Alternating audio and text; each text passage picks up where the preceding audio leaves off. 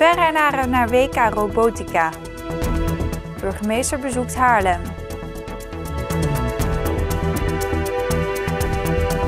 Het is vandaag 2 april, dit is het Pelemaasjournaal. 3 Venrainaren zijn samen met Team Rembrandts tweede geworden tijdens een regiofinale van First Robotics Competition in Richmond. Binnenkort doen zij mee aan de wereldkampioenschappen. Ze zijn nog maar net terug uit Amerika, maar steken over een aantal weken alweer de Atlantische Oceaan over.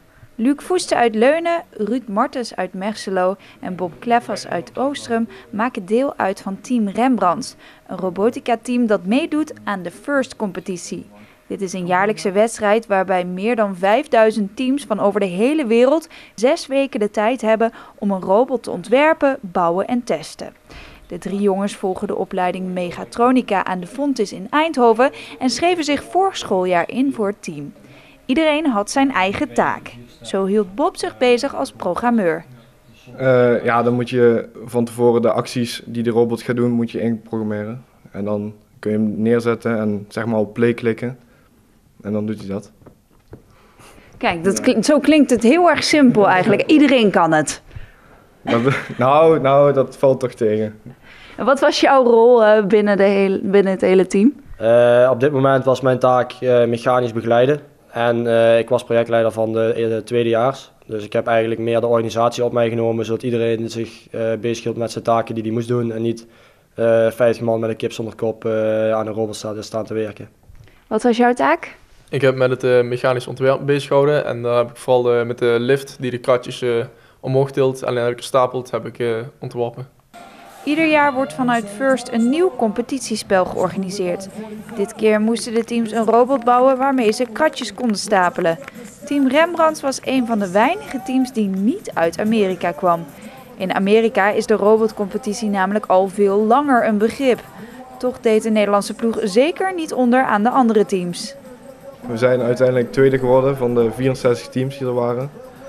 En ja, jammer genoeg net niet eerste, maar we hebben een andere prijs gewonnen, Engineering Inspiration Award.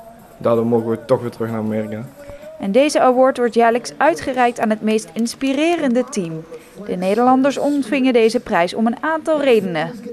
Ja, op dit moment zijn wij een van de eerste teams uit Europa die meedoen in Amerika. En wij hebben ons best wel veel bezig gehouden met de jongerencompetitie. Dus voor de middelbare scholieren waar we een grote wedstrijd voor hadden in Eindhoven die afgelopen week was. En voor de rest hebben we heel veel teams aangemoedigd en teams geholpen tijdens de regional. Dus omdat we zo'n groot team hebben, hebben we ook de capaciteit om andere teams te begeleiden en mee te helpen. Vorige week kwamen de 3 jongens terug vanuit Amerika. Zij kijken terug op een zeer bijzondere ervaring. Het was de eerste keer in Amerika, ook de eerste keer buiten Europa. Het was geweldig. We hebben ook naast de 3 wedstrijddagen hebben we ook samen met het team allemaal andere gezellige dingen gedaan. Het was superleuk. Het is meer vooral met z'n allen genieten van de technieken die je daar kunt zien en gewoon lol maken. En dus voor de wedstrijddagen zijn natuurlijk wel competitief, dus je bent bezig met je eigen robot en met andere robots scouten en zo. Maar naast de wedstrijden ben je ook bezig om gewoon contacten te leggen en gewoon plezier te hebben. En dat is ook wat First eigenlijk op doelt, dat het gewoon gaat om plezier en niet om winnen. En dat betekent nu even lekker uitrusten totdat jullie weer naar Amerika gaan? Nee, we moeten ons nu vol starten op de tentamens die volgende week voor de deur staan.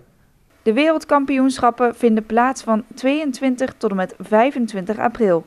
Team Rembrandts vertrekt op 19 april weer naar Amerika. Burgemeester Hans Gielissen brengt op zaterdag 25 april met een Venrayse delegatie een bezoek aan het stadhuis in Haarlem. Het is dit jaar 70 jaar geleden dat Venray werd bevrijd.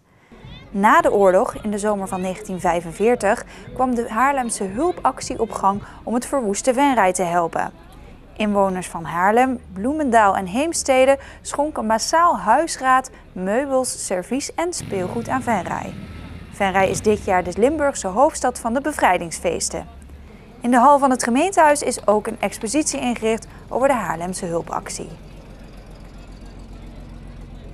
En tot zover dit Pelemaasjournaal.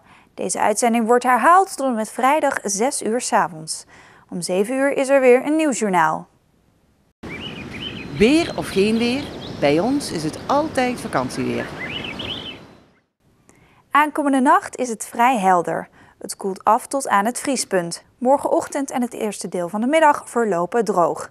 'S Middags en 's avonds is het bewolkt en er komen perioden met regen. Het wordt maximaal 10 graden. Bedankt voor het kijken en heel graag tot morgen.